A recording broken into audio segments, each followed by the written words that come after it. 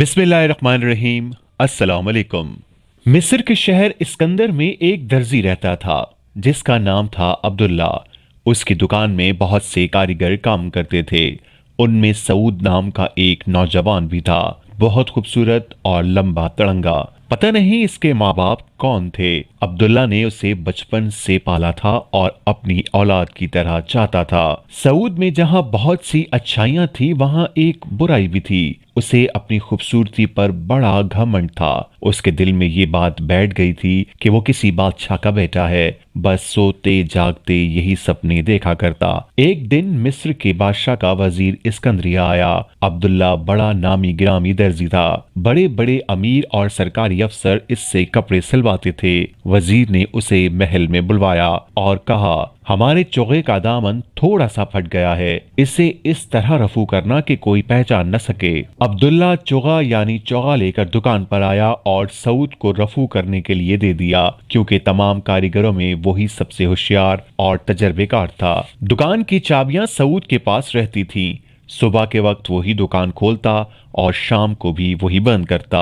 इस दिन शाम को जब सब कारीगर चले गए और सऊद दुकान बंद करने लगा तो इसके दिल में एक अजीब ख्वाहिश पैदा हुई। उसने सोचा, चोगा पहनकर देखूं तो सही कैसा लगता हूँ। उसने खूंटी से चोगा उतारा और पहनकर आईने के सामने खड़ा हो गया। खूबसूरत तो था ही, चोगे ने हुस्न में चार चांद लगा दिए। मैं शहजादा हूँ, मैं सचमुच शहजादा हूँ। उसने दिल में कहा, मेरा बाप जरूर कोई बादशाह है, मैं उसे तलाश करूंगा, चाहे वो दुनिया के किसी भी कोने में हो। उसने आड़े वक्तों के लिए कुछ रुपए बचा कर रखे थे, वो जेब में डाले और रातों रात सिकंदरिया से रुखसत हो गया। वो जिस बस्ती से गुजरता लोग ताज्जुब करते, सोचते इतना बड़ा आदमी और पैदल जा रहा है। सऊद ताड़ गया कि लोग उसे देखकर हैरत क्यों कर रहे हैं। उसने अगले गांव में पहुंचकर एक मरियल सा घोड़ा खरीदा और उस पर सवार होकर आगे चल दिया। थोड़ी ही दूर गया होगा कि एक घुड़सवार मिला,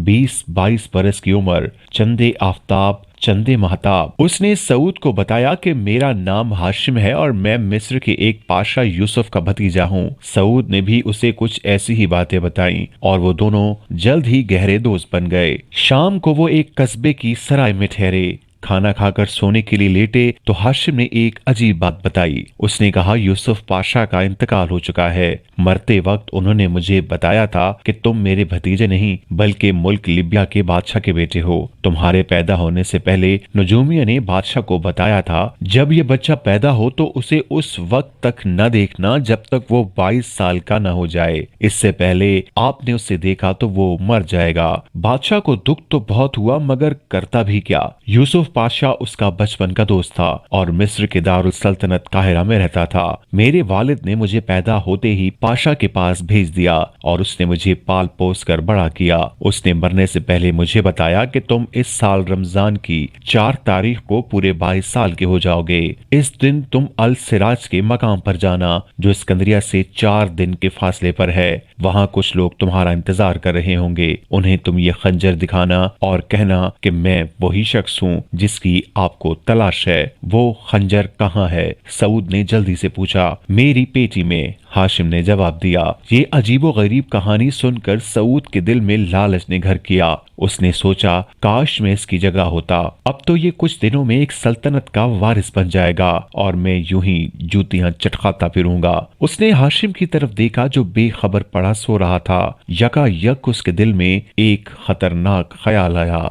वो चुपके से उठा, हाशिम की पेटी से खंजर निकाला और उसके घोड़े पर सवार होकर हवा हो गया। उस दिन रमजान की पहली तारीख थी और सऊद को 4 तारीख तक अल सिराज के मकाम पर पहुंचना था, लेकिन वो हाशिम के तेज रफ्तार घोड़े पर तीसरे ही दिन रात को वहां पहुंच गया। यहाँ चारों तरफ छोटी छोटी पहाड़ियां थीं और बीच में एक मैदान था जिसमें कहीं कहीं खजूर के दरख्त थे। सऊद ने एक दरख्त के नीचे घोड़े को बांधा और पैर पसार कर सो गया। दूसरे दिन सुबह को घोड़ों की टापों की आवाज आई। सऊद हड़बड़ा कर उठ बैठा और इधर उधर देखने लगा। कुछ देर बाद 15-20 घुड़सवार मैदान में आए और एक दरख्त के पास ठहर गए। इनमें से एक अधेड़ उम्र का आदमी था जिसकी पगड़ी में एक बहुत बड़ा लाल जगमगा रहा था। वो सबसे आगे था और बाकी सब लोग अदब से उसके पीछे हाथ बांधे खड़े थे।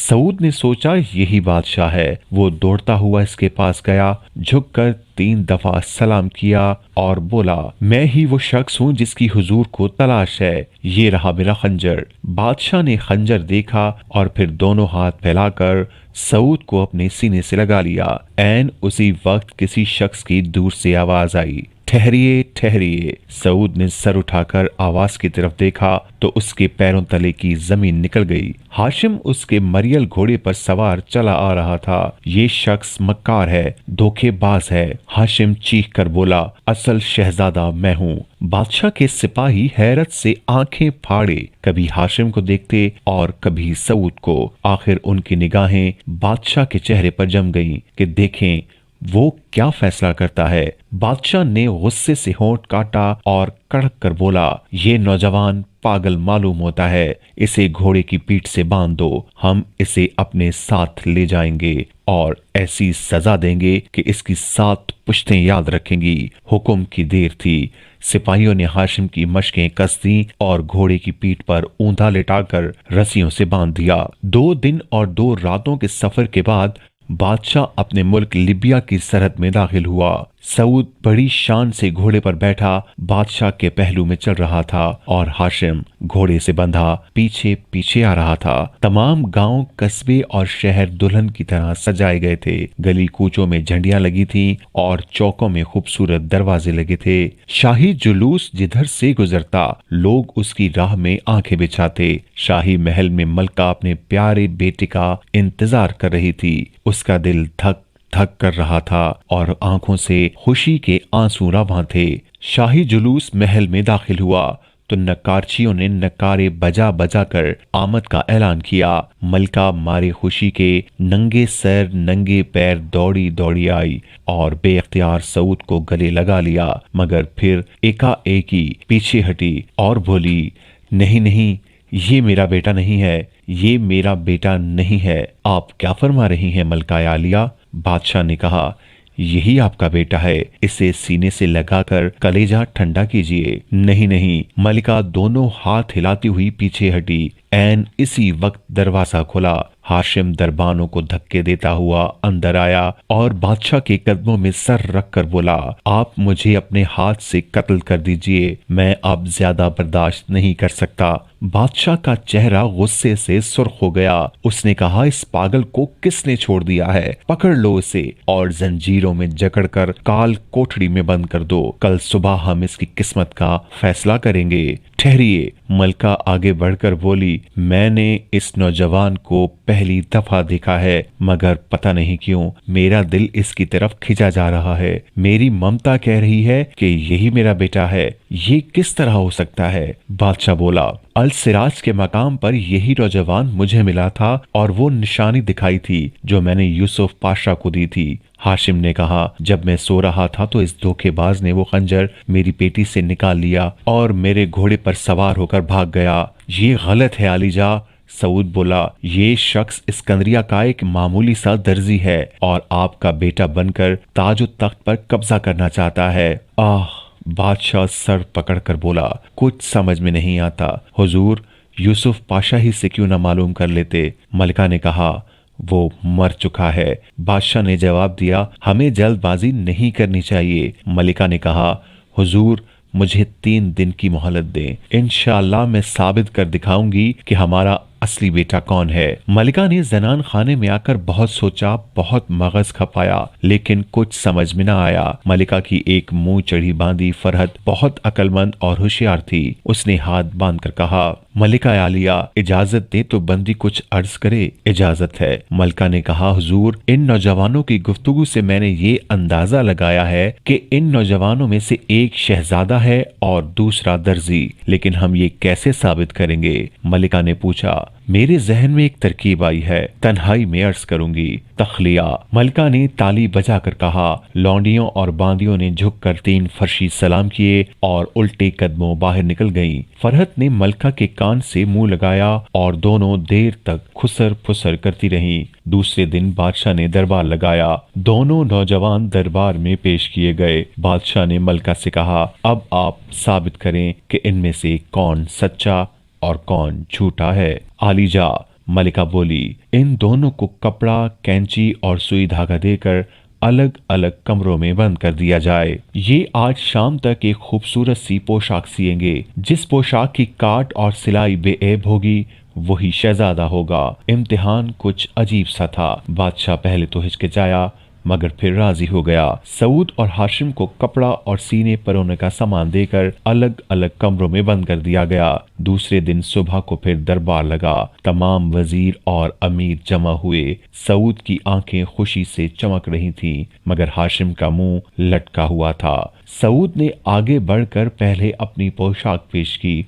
बादशाह खुशी से झूम उठा, बोला, वाह वाह, सुभान अल्लाह, कितनी खूबसूरत पोशाक सी है, कमाल कर दिया। हमारे शाही दर्जी भी ऐसी पोशाक नहीं सी सकते। मलिका ने मुस्कुराकर हाशिम की तरफ देखा और बोली, नौजवान, अब तुम अपनी पोशाक दिखाओ। हाशिम ने अनसिला कपड़ा फर्श पर पटक दिया और बोला, हुजूर, यूसुफ पाशा ने मुझे शहसवारी, तीरंदाजी और तलवारबाजी सिखाई थी। मुझे नहीं मालूम कि पोशाक किस तरह सी जाती है। मलिका जल्दी से उठी और हाशिम को सीने से लगाकर बोली, मेरा दिल कह रहा था कि तू ही मेरा बेटा है। अब इसमें किसी किस्म का शको शुबा नहीं रहा। जहां पना अब भी आप नहीं समझे कि शहजादा कौन है और दर्जी कौन। ओ धोखेबाज, फरेबी लड़के, बादशाह ने सऊद से कहा, सच सच बता, तू कौन है और यहाँ सवांग क्यों रचाया, वरना याद रख तेरे सारे बुखिए उधेड़ दूंगा।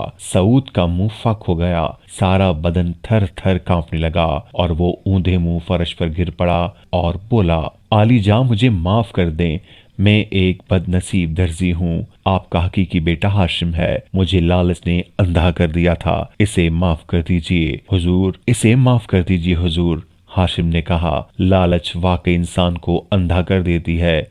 मुझे उम्मीद है कि ये आइंदा ईमानदारी की जिंदगी बसर करेगा। हुजूर, लड़का बड़ा अच्छा कारीगर है। मलिका ने कहा, हम सिफारिश करते हैं कि इसे शाही दर्जियों में शामिल कर लिया जाए। क्यों लड़के, तुम्हें धोती शलवार सीनी आती है? सऊद ने सर झुकाकर बोला, हुजूर, जनाना कपड़ों का तो मैं माहिर हूँ। हर किस्म के गरारे, शरारे, बेल बॉटम, बैगी शर्ट और चूड़ीदार पजामे सी सकता हूँ। बादशाह खुश होकर बोला, हम शहजादे और मलिका की सिफारिश मंजूर करते हैं। आज से ये शाही दर्जी, लेकिन हम अपने दर्जियों को आज से ये शाही दर्जी है, लेकिन हम अपने दर्जियों को किस्म किस्म के खिताब दे रखे हैं। इसे क्या खिताब दिया जाए? शहजादा, मलिका ने कहा और बादशाह कह कहा मार कर हंस पड़ा और उससे शाही दरबार का दर्जी मुकर्रर कर दिया गया।